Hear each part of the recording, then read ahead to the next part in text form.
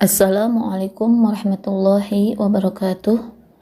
Alhamdulillahirrabbilalamin. Assalatu wassalamu ala asrafil anbiya'i wa mursalin wa ala alihi wa sahbihi ajmain, amma ba'du.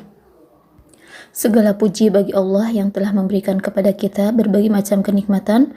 Salawat serta salam kita haturkan kepada Nabi Allah Muhammad SAW yang telah membawa kita dari kejahilan menuju cahaya Islam. Semoga Ananda kelas 7 yang masih daring dalam keadaan sehat walafiat. Insyaallah untuk pembelajaran hadis di kelas 7 akan diampu oleh dua orang. Yang pertama Ustaz Suyanto akan mengajar di kelas 7A sampai 7E, dan yang kedua Ustazah Yani Maryani SPDI yang akan mengajar di kelas 7F sampai 7L. Buku yang digunakan untuk pelajaran hadis adalah Kitab Al-Jami dari Bulughul Maram, bab adab. Kompetensi yang dasar yang harus dicapai oleh santri adalah memahami isi kandungan hadis tentang adab. Indikator pencapaiannya meliputi santri mampu membaca atau melafadzkan, menulis, dan menghafalkan hadis tentang adab. Santri juga mampu menyebutkan makna hadis tentang adab perkata ataupun perkata kalimat, juga menerjemahkan hadis-hadis tentang adab, dan santri mampu menyimpulkan isi kandungan hadis tentang adab, dan yang terakhir, santri dapat mempraktikkan isi kandungan hadis tentang adab dalam kehidupan sehari-hari. Dalam pembelajaran hadis ini, kita awali dengan pengertian dan struktur hadis. Pengertian hadis secara bahasa, hadis berasal dari kata hadasa yang berarti baru dan berita.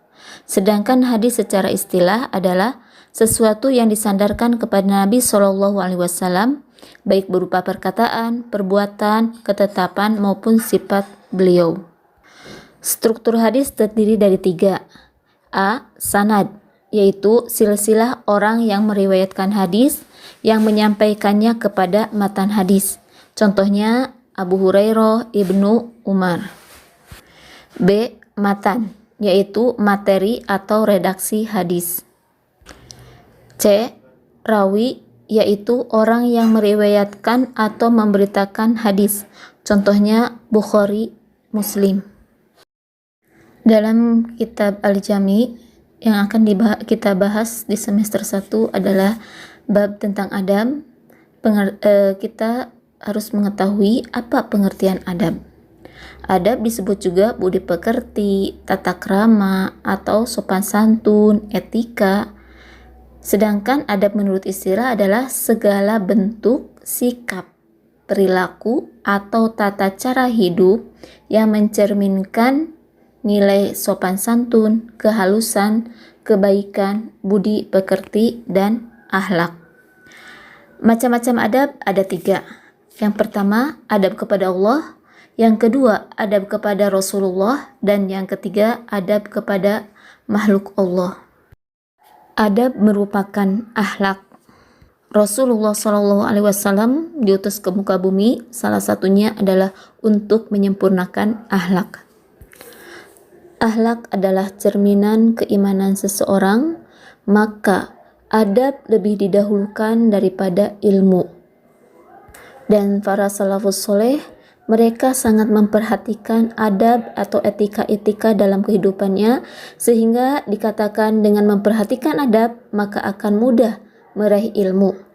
Tapi sedikit perhatian pada adab, maka ilmu akan sia-sia. Dan kemuliaan itu ada dengan adab, bukan dengan nasab. Jika ilmu itu didapatkan dengan cara belajar, maka adab diperoleh dengan cara berguru. Hadis, hak dan kewajiban sesama muslim. An Abi Hurairah radhiyallahu anhu qala Rasulullah sallallahu alaihi wasallam. An Abi Hurairah radhiyallahu anhu qala Qala Rasulullah sallallahu alaihi wasallam Haqqul muslimi 'alal muslim sittun. Idza laqitahu fasallim 'alaihi wa idza da'aka fa'ajibhu wa idza istansahaka fansahhu wa idza 'atasa fahamidallaha fashammithu wa idza marida fa'udhu wa idza mata fatba'hu. Rawahu Muslim. Dari Abu Hurairah radhiyallahu anhu, ia berkata bahwa Rasulullah sallallahu alaihi wasallam bersabda, hak muslim kepada muslim yang lainnya ada 6. 1. Apabila engkau bertemu, ucapkanlah salam padanya. 2. Apabila engkau diundang, penuhilah undangannya. 3. Apabila engkau diminta nasihat, berilah nasihat kepadanya. 4. Apabila dia bersin, lalu dia memuji Allah dengan mengucapkan Alhamdulillah, doakanlah dia dengan mengucapkan Yarhamukallah.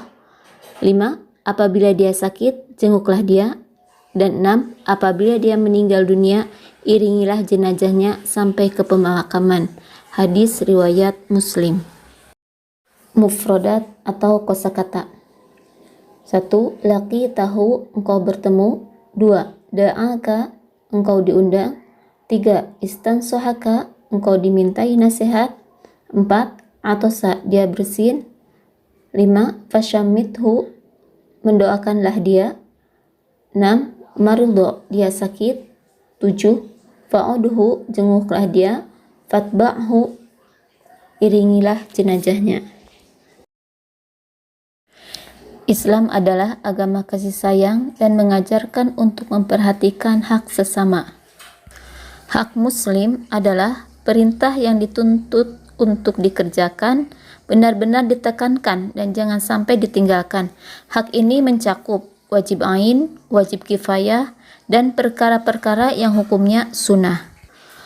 Muslim yang dimaksud dalam hadis ini adalah muslim yang bersyahadat la ilaha illallah dan tidak melakukan hal-hal yang membatalkan keislamannya.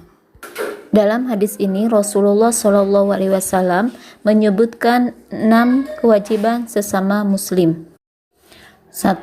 Apabila engkau bertemu, ucapkanlah salam kepadanya. Maksudnya, memulai salam dihukumi sunnah ain jika sendirian. Mengucapkan salam merupakan tanda cinta dan baiknya seorang muslim. Di dalamnya berisi doa keselamatan dari berbagai penyakit, kejelekan, maksiat, serta selamat dari neraka. Kemudian salam juga adalah doa rahmat supaya mendapatkan kebaikan, dan salam merupakan doa keberkahan supaya kebaikan itu langgeng dan bertambah. 2. Apabila engkau diundang, penuhilah undangannya. Maksudnya, jika diundang menghadiri walimah, penuhilah undangannya. Sebagian ulama menyatakan menghadiri undangan apapun wajib karena demi memuliakan dan demi terjalinnya hubungan yang baik.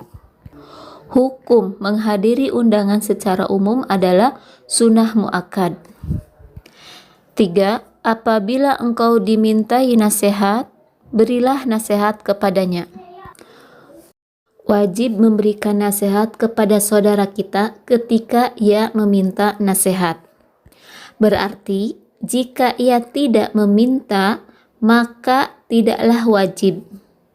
Namun, jika kita tidak dimintai nasihat, lantas jika ada kemudorotan atau dosa, maka wajib tetap menasihati karena ini adalah bentuk menghilangkan kemungkaran pada saudara muslim.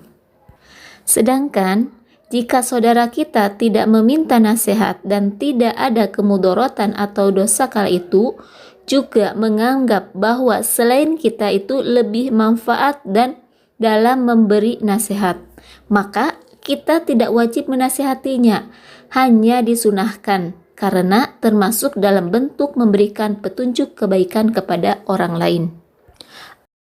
4. Apabila dia bersin, lalu ia memuji Allah, mengucapkan Alhamdulillah, doakanlah dia dengan mengucapkan Yarhamukallah.